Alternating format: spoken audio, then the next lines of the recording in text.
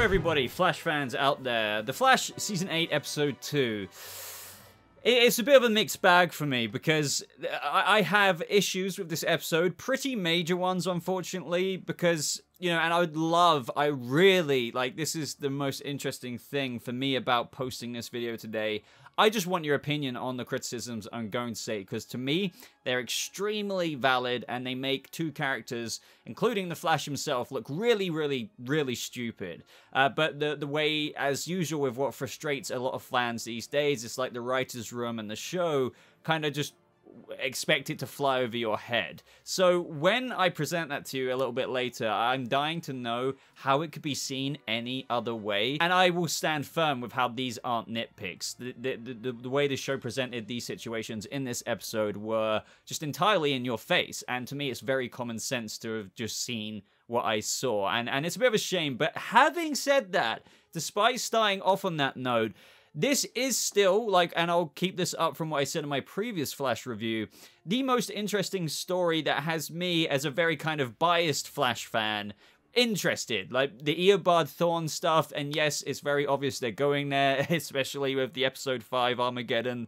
synopsis. We'll get into that a little bit later for those who kind of want to know what that is. It is an interesting story, and I am taking note of the improvements that they are doing, but unfortunately, there are some, like, plot conveniences that are just woefully apparent in this episode, even more so than last episode. But all in all, that kind of gives me mixed feelings. So the episode picks up, well, where the previous episode left off. And I have to admit, it did make me laugh with Despero going, eh! You know, as Barry said, thought we had a truce, but, you know, I guess he did say, well, at least I know, you know, this is a weakness or whatever, or a force to kill you when the time comes. So, okay. There's more emphasis on what makes Barry destroy the world, you know, just the madness that he's endured, because there's been many times in the past where the pain that he's suffered has nearly crushed him, but this in particular one that is coming up will be the one out of all ones to send Mr. Baza Allen cray-cray. What I do like with the way this episode is handling this is what I go into as a biased Flash fan. I'm enjoying, like, the ooh part to it, because I haven't felt like ooh for a long time. Like, whether I have issues with episodes to episodes or seasons, the story, in terms of, like, a cool aspect, I haven't felt like that with this. So I do give this crossover event that, you know, when it comes to just, you know, enjoying the Flash in that way, even though it's one of the only few ways I can enjoy it at the minute. I have to admit, though, like, I'm really not trying to be a party pooper. Like, when he was basically saying goodbye, like, you still have, like, what, several days or whatever, he says, good luck, Flash, and stuff, and he just, like, you know, goes like this and just opens his third eye, says, I'll be watching you, I'll be watching you. It's just, like, weird. Like, if you're saying goodbye, good luck, just go.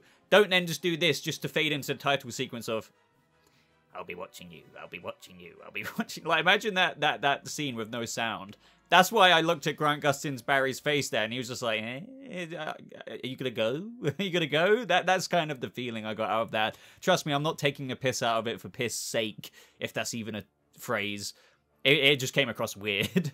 But I will say to the Despero actor, like, you know, limitations of budget and everything like that, despite what you think of his costume or the CGI model, I do, and I apologize, can't remember the actor's name from the top of my head, I do recognize how he is giving it his all. And I respect that, because, like, sometimes I was a bit iffy on it in the first episode and in this episode, but I do recognize that, you know, he is trying to be Despero. So, you know, kudos. We then get a little cameo from Alex Danvers at the beginning of this episode, which, again, at the end of the episode, I have to think, or did anyone else think when Alex says, you know, that guy Marcus I connected you with, Caitlin, is that going to be the pursuit, or a little foreshadowing for who Caitlin is now ready and open to date? Because obviously that was teased in episode 1. She's opened herself up to dating for the first time since Ronnie. So I could be reading into that, but I feel like the name Marcus just wouldn't have been dropped unless that was meant to mean something. Now, this may not bother everyone, but, like, the level up thing does just keep happening. Luckily, not as much. There was that sentence of,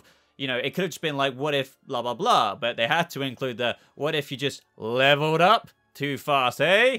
Like, that's the thing. I'm just like, look, okay, I'm really not trying to be pedantic here. It's just this is that kind of dialogue that is a lot of people attribute with CW shows or just network shows in general sometimes, with how I feel like they try and play it smooth like that, but it only comes across as really cheesy, and I find that lack of self-awareness when implementing lines like that into the show just an oversight. It's like, don't you realize how cheesy that comes across? I wouldn't mind it a couple of times. The only reason it's just a bit cheesy to me is like, it feels like over the past 2 episodes, it's just not smooth. It's like, just please stop. I liked the kind of gravity of this episode being a bit more of a rush in terms of like, well, because Barry's mind 24 hours from now, that's where it starts to crack.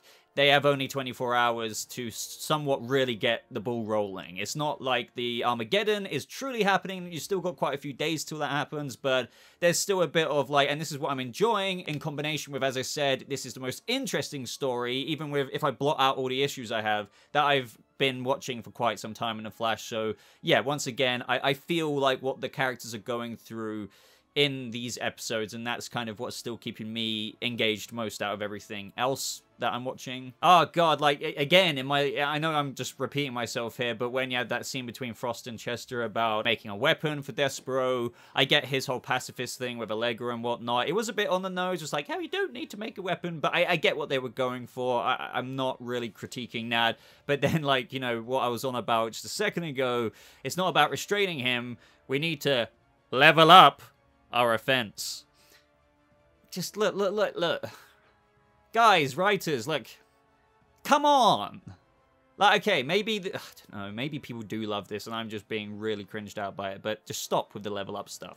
Why not just say we need to bolster our defense? Like, the level up thing is too in my face now. Another compliment here I want to praise him on is, like, what I want to mimic what I said in my episode 1 review. We had that scene with Barry and Iris, and I bullet pointed this saying, I like this. Barry is naturally worried that somehow she's going to be a part of whatever happens. Of course, he doesn't want to really indulge the idea of him going crazy, but you have to obviously entertain it a little bit as a hero because they have been here before with an alternate version of Barry as Savitar. So it makes sense. And this scene made sense, and I liked it because the whole bias thing, and I don't have an issue with, you know, the West Allen thing at all. Like, as it stands in this season, it's just usually it's been shoved in our face. You haven't really had Iris doing her own thing. We are the Flash, things like that. But the way they're handling it this season, albeit it has only been 2 episodes, Iris has got her own thing in CCC. Like, and this scene, it was a relevant scene in the apartment with a couple expressing their concerns, her reassuring him, and then for the rest of the episode, Barry was doing his own things, arriving to the crime scene to help investigate, and Iris was doing that, this, that, and the other. So do you see what I mean? I'm happy that they're letting our characters breathe, despite being married in separate walkways. Do you see where I'm going there? That's good. Like, thank you for still keeping this up, and I just hope it carries on. I'm not trying to say that, oh, I'm gonna hate future scenes if Iris and Barry are together several times more in an episode, but I can clearly tell that they're actually separating these characters, whereas before it felt like these two were bloody conjoined. Now, with regards to the Reverse Flash stuff, I was going back and forth on it as I was watching the episode, because, of course, we had Zotar, so I was like, okay, maybe it isn't Reverse Flash, and at this point, I hadn't actually seen the episode 5 synopsis, but the way they're carefully doing this, and I do appreciate it, is, like, there's a couple of things Zotar could have done that would seem that Eobard would have done, but there are legit things that Eobard has done, which we will get into, that kind of blur the line of, oh, so who is it kind of thing. So what we had here with Barry going onto the crime scene and Kramer saying, like, you need to hand your badge in, you know, you're being looked into for federal crimes, that I believe would be an Eobard thing. Now, I really like this just as a Reverse Flash / Flash character fanboy. Like, I'm always going to look forward to seeing whether, as many issues as I have with this show, how they depict whatever kind of future tale they tell when this character comes back into the show. So the fact that, you know, Carver had Sunshine manipulating stuff in the CCPD, and apparently there's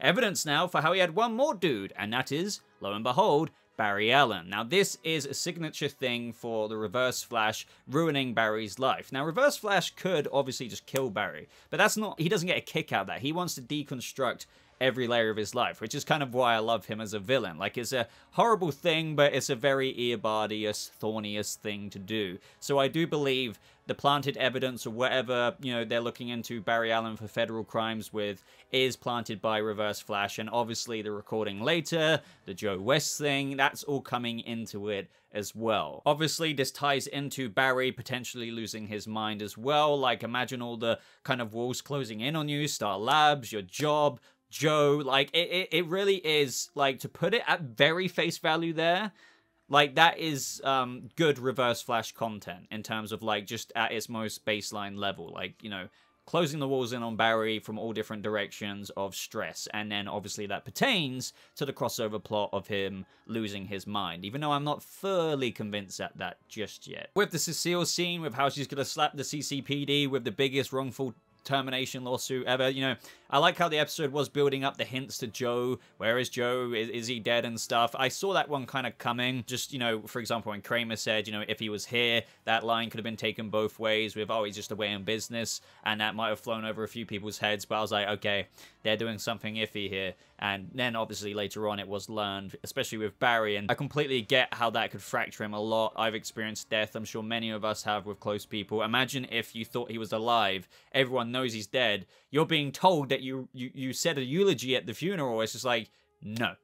No, no, no, no, no. So I like, this is what I mean. They're adding good beats into it, but trust me, we're going to get to the parts that I was frustrated with. But I do want to give praise where I am really kind of enjoying certain things as well. But then with Star Labs getting shut down because of this radiation leak or whatever, that isn't Zotar. I'm very confident in that. That is probably attributed to Eobard Thawne still effing with Barry. I'm glad that they included things when Star Labs was getting raided about lines regarding Flash HQ, because I was thinking in prior seasons, and this isn't, you know, complimenting them too much, because this should be something that's always thought of, hiding the Flash suit, you know, where it's on display, using Gideon to close, you know, holograms up to make it seem like it's closed off. It also just felt refreshing that Star Labs is being taken out the show for the first time in this, I think, the first time in the show's kind of whole run. Like, they might have to operate for the next several episodes out of Star Labs whilst whatever, you know, the radiation leak gets fixed in some way or another. I wasn't like a huge fan of Gideon erasing herself, because I get what they were saying with how, you know, the Team Flash data on internal servers would still expose his identity. She has to wipe everything, including herself. But we've seen, I'm pretty sure, Gideon be portable before, so I don't get why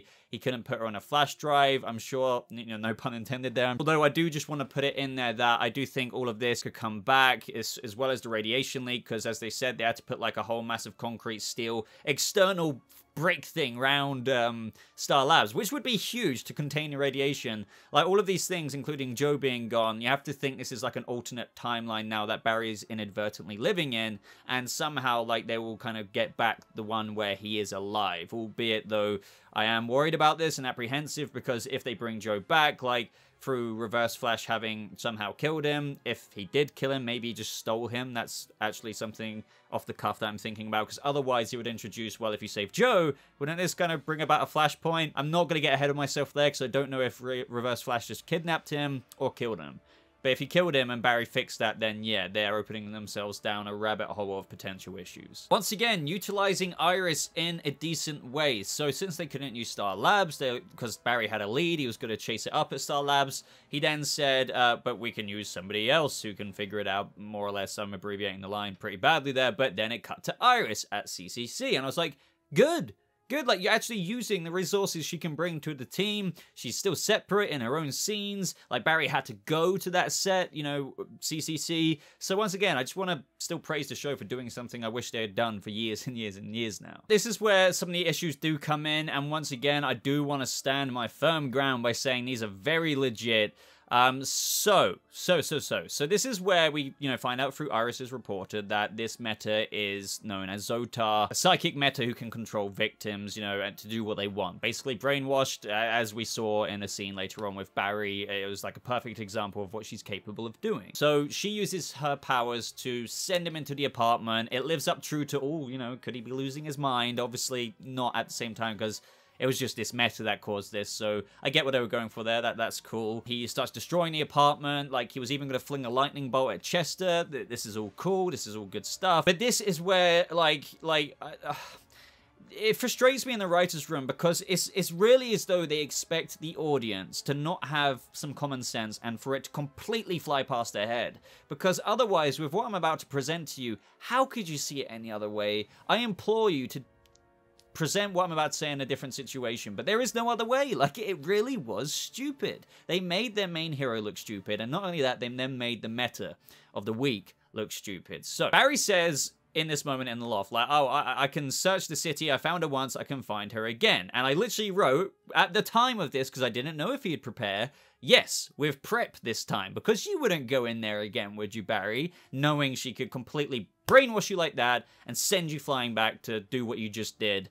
So surely you would, when searching the city, go in there with some kind of plan to not be vulnerable, because in of himself just arriving, he's vulnerable, right? Because there's nothing dampening her powers from entering his brain and psychically controlling him to do what just happened in the loft. But nope. The next scene, before he runs into Despero again, he's running around the city just searching for her with absolutely no measures to stop what happened from happening again. I don't want to be stubborn and say, because I was about to, you cannot convince me that there's any other way of looking at how Barry was stupid in doing that, but I beg you to. I'm open to all perspectives, but I don't see any other way of looking at that. But that's not the worst of it. We're about to get into the worst of it. Little side note on the Despero scene, like, hence why I said kudos to the actor there, because I enjoyed this little backstory about his planet, and how he adopted Earth as a new home. This was good stuff. It shows his inspiration for not wanting the same thing to happen again to this planet after the PTSD that he's been through on his own home world. Not only that, even more context after sparing those oppressors' lives. Completely fine with all of that. So here's the cherry on the cake. Chester informs that there's more criminal activity going on, which was deliberately set up so they could, you know, see if Zotar strikes again with stealing things, and in this case it was like paintings, right? She starts driving the officers out of their mind. The civilians kind of start walking around like a bit crazy. And then Barry, guys, he arrives to just stupidly come and stop her. Look. What was going through his mind? Imagine doing this yourself. Like, would you run into the same situation knowing you could get sent back and potentially kill your friends or cause harm if she just willed to do so? You wouldn't. So what does this do? Like, truly, I'm saying this very objectively now. It makes our favorite character look really dumb. Obviously, I don't even have to mention why he ran in and, like, just didn't stop her or try and cuff her straight away. He stopped to talk again, but even with that, like, I can let that slide because, as I said, the Flash has been doing it for ages, so, like, the whole stop to talk thing, whatever, okay? But then just, like, going in there with nothing to stop the whammying from happening again is just unfathomable to me. That being said, though, because I do want to kind of, like, bounce between criticism and praise, I thought, you know, because a lot of the metas on this show of the week can be kind of like cheesier, kind of, I feel, portrayed villains by actors, but I want to give some praise to Zotar. I thought she was cool, and I would like to see her again, even in the future. Like, she performed well. I liked it. So Barry gets the shocked Pikachu face through getting levitated in the air. It's like, oh, you know, oh man, I didn't see this coming because I'm stupid. But then, guys, they make the villain look stupid because, look, cool. Look. So I just want to read something out I tweeted because I think it puts it fairly concisely with what I'm trying to articulate here. This moment, I'm sure a lot of fans found very cool with the power that Barry demonstrated and things like that. But at the end of my tweet, after kind of talking about what I just discussed with just this whole scenario not making sense with Barry taking into account what I just mentioned, yes, it comes across as cool, but it's not cool writing characters making dumb decisions. So here, she was levitating Barry, doing this and that, and the whole time he was charging up, tell me, what could she have done? Sent him on his way like she did before. But she just let it happen. So not only did the writers make Barry seem really stupid by just going into this situation again, completely not taking into account the lesson he should have learned before, that if he does that with no kind of, I don't know, technological thing to stop that from happening, he's got to get whammied again. Then they made the villain use her powers, let him charge up. This was also painfully obvious for the villain, knowing that he was about to unleash something that could be detrimental to her, right? She even got fearful on her face, saying, oh crap, something's about to happen. She could have used her power to send him running and do the exact same thing in the loft again. But she didn't. Look, I'm absolutely fine with people having absolutely no issues with this, or, you know, they still really enjoy the show. I do in several avenues, as I've mentioned in this review. But moments like this, it's just really lazy writing, and the only reason I say that is because it can be handled in a better way. You can reorganize that scene to make those pitfalls and make, you know, the characters not look as dumb by organizing it in such a way where, for example, I'm sure people will be like, oh yeah, Boba, you do it better. Okay, Chester, instead of maybe developing the weapon or whilst you're developing the weapon, he comes up with a little headgear like we've seen many times before, dampening other things that will not let her little whammy raise affect Barry from doing what he did, charging into the loft, almost hurting his friends, from happening again. If you say there's not enough time for that, well, I argue it's a lot worse not doing that and, you know, letting the scene unfold where the hero has a massive oversight by just running in blind again, being susceptible to the power hitting him again. You get what I'm trying to say. It can be handled better, so that's why I call out the writing to do better. And I argue, by the way, that there is time, like, even if it was just a casual line, so you don't have to show whole minutes of this episode of Chester developing it. Just like, hey, with Chester in the loft, can you work on something that might block out that? And he might not give a concrete answer. He'll be like, okay, Barry, I can work on that. And then, like, when he's about to go out and do his search, before he runs into Despero, he's wearing some kind of temple things, like a bit of tech there. That's all you need to do to literally stop your issues. It's just, I don't get it. They always consistently do things like this on this show.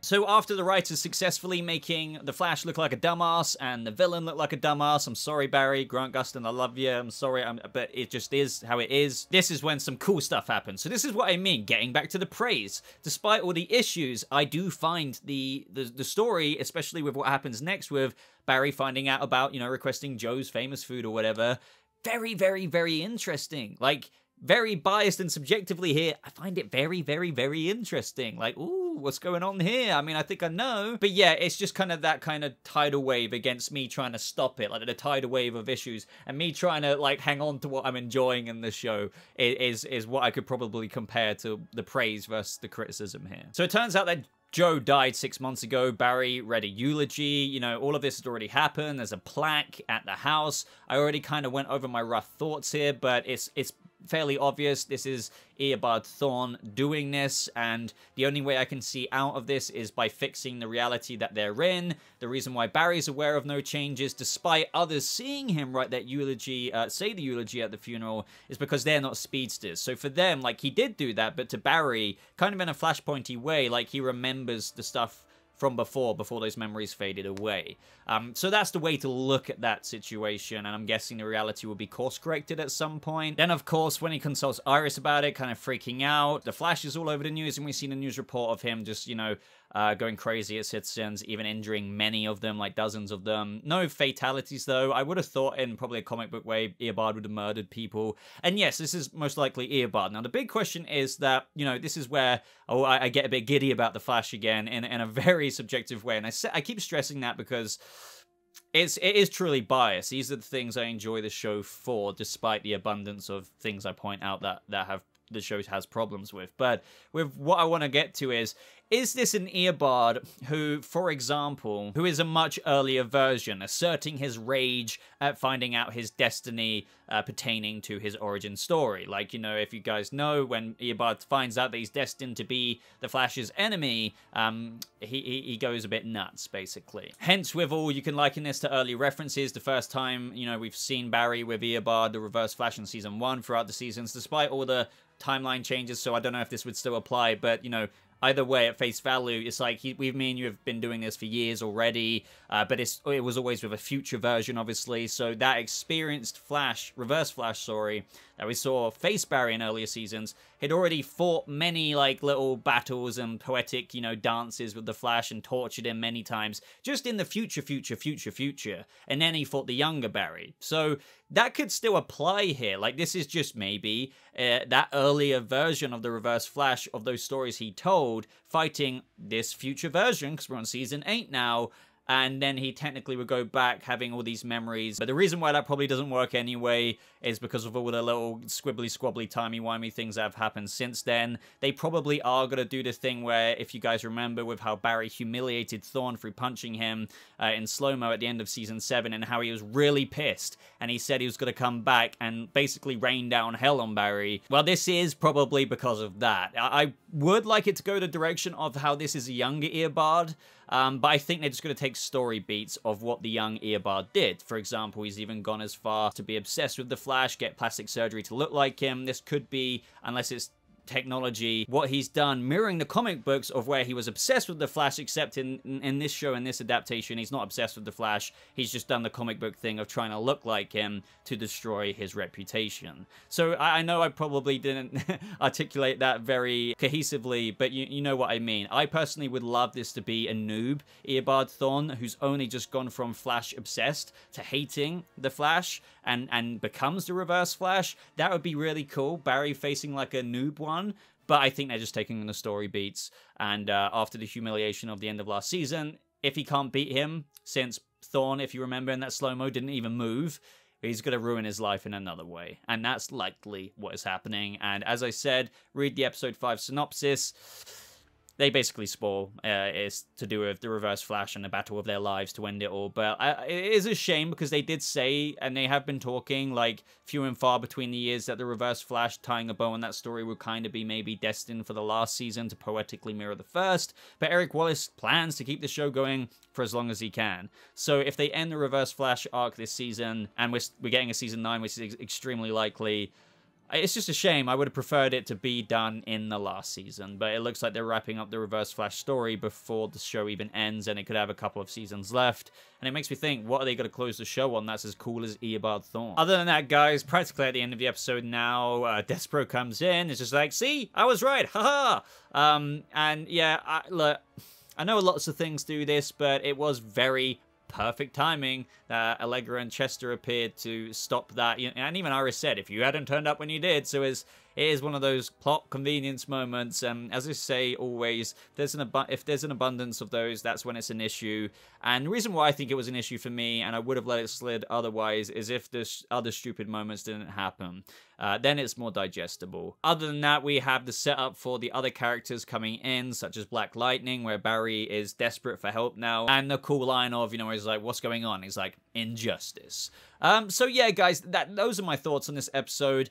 With that being said, despite the entertainment I got out of it, I couldn't, critically call it a good episode because of those reasons. When something as large as what I complained about and was critical about is as important to the plot as what it was, because it was, like what Barry and the way he stopped her, and the way that was so convenient, and how dumb they made him look. That's such a disservice to just the character and what was going on in the plot that, I can't call that good overall. Despite, the mystifying fog of cool that they try and place over it to make it fly over your head. But even with that said and done, and the plot points that I'm finding very interesting, like Joe and stuff, it doesn't make it a good episode. But subjectively, I still pretty enjoyed it. But I am also pretty frustrated seeing that, and it also just gives me no faith in the future episodes making potentially just as bad, if not worse, frustrating moments like what I articulated earlier. So with that being said, guys, let me know your thoughts on the Flash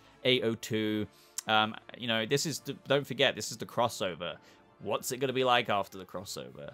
I think the crossover couldn't be the most entertaining part, but we're going to have to wait and see. So, I'm still reviewing it because I am interested at the storyline at the end of the day. They have done some things that I've praised, so, it's not putting me off to give up just yet like I felt with Batwoman.